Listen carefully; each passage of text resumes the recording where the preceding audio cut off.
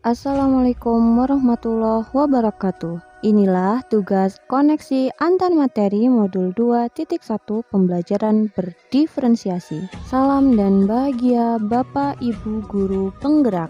Perkenalkan, saya Asiti Nur Khalifah, calon guru penggerak angkatan 11 dari SD Negeri 2 Tanjung Rejo, Kabupaten Tanggamus.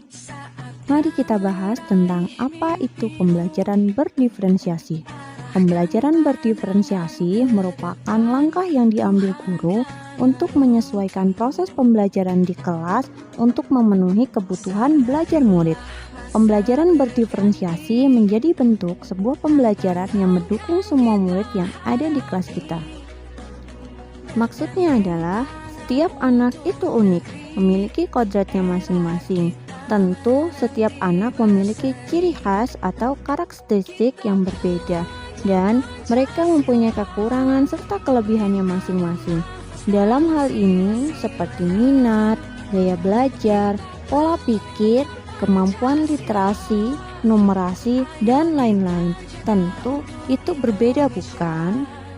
Dari sinilah diperlukan usaha guru untuk dapat memenuhi kebutuhan belajar murid yang berbeda-beda agar mereka merasa nyaman belajar di kelas dan tentunya tujuan pembelajaran dapat tercapai dengan mudah. Bagaimana cara untuk dapat melakukan pembelajaran berdiferensiasi di kelas? Agar dapat melakukan pembelajaran berdiferensiasi, guru harus memahami tujuan pembelajaran, mengetahui dan merespon kebutuhan belajar murid, menciptakan lingkungan belajar yang mengundang murid untuk belajar, melakukan manajemen kelas yang efektif, dan melakukan penilaian secara berkelanjutan. Berkaitan dengan kebutuhan belajar murid, guru harus memahami 3 aspek berikut. Yang pertama, kesiapan belajar murid. Yang kedua, minat murid, dan profil belajar murid. Kesiapan belajar murid yang mengharuskan guru untuk melakukan penilaian terhadap pengetahuan awal peserta didik dan menentukan apa yang telah murid ketahui dan di mana murid berada. Minat murid. Minat setiap anak pasti berbeda-beda. Tentu ini merupakan salah satu karakteristik setiap anak sebab anak itu unik. Minat adalah salah satu motivator penting bagi murid untuk terlibat aktif dalam proses pembelajaran. Profil belajar murid. Hal ini berkaitan dengan lingkungan belajar murid, budaya yang ada di lingkungan sekitar, gaya belajar tiap-tiap murid, dan kecerdasan majemuk yang dimiliki murid itu sendiri. Kebutuhan belajar murid dapat diidentifikasi berdasarkan cara-cara berikut ini. Yang pertama, mengamati perilaku para murid. Yang kedua, mengidentifikasi pengetahuan awal. Yang ketiga, mereview dan melakukan refleksi terhadap praktik pengajaran. Yang keempat, berbicara dengan guru atau wali kelas murid yang sebelumnya. Yang kelima, membaca rapot murid dari kelas sebelumnya. Yang keenam, menggunakan berbagai penilaian formatif dan diagnostik. Strategi untuk mendiferensiasikan pembelajaran, yaitu dengan 3 strategi.